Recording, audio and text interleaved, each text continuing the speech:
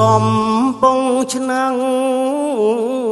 ទីតាំងភូមិសាស្ត្រឃុំប្រស្និបច្បាស់ភូមិស្រងាំទេស្រុករលៀបរត់នឹកងារទៅវេ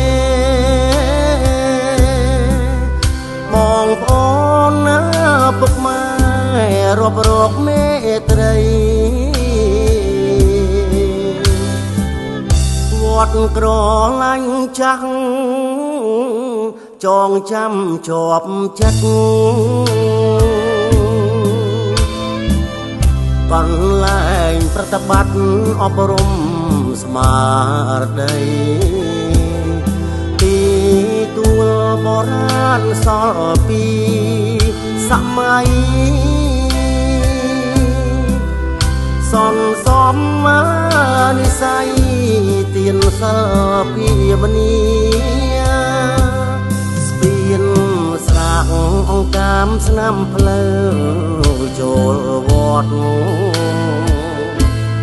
មាត់បឹងកំសត់ដោយអត់គ្នាឆ្ងាយភូមិអ្នកស្រុកព្រៀបប្រានកំព្រីរាល់ពេលវេលានឹកនេះអាឡ័យព្រះសិរីមង្គលមនីមុចសៅលីយាយាមសំភីអង្គពីព្រះតីដឹកនាំវត្តបាកិច្ចការប្រពៃរួមលើកតម្លៃវត្តក្រឡាញ់ចាស់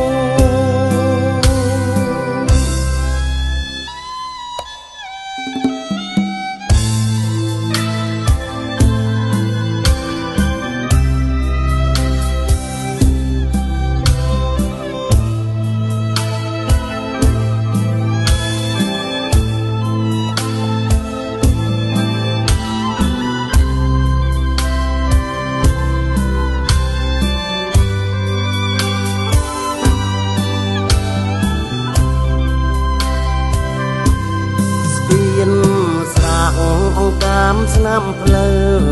វចូលវត្តមាត់បឹងកំសត់ដោយអត់គ្នាឆ្ងាយភូមិអ្នកស្រុកព្រៀបប្រានកំព្រីរាល់ពេលវេលានឹកនេះអាឡ័យព្រះសិរីមង្គលមនីមុចសៅលី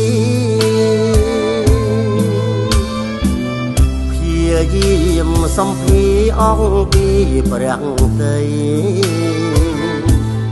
ដឹកនាំវត្តបាកិច្ចការប្រពៃរួមលើកតម្លៃ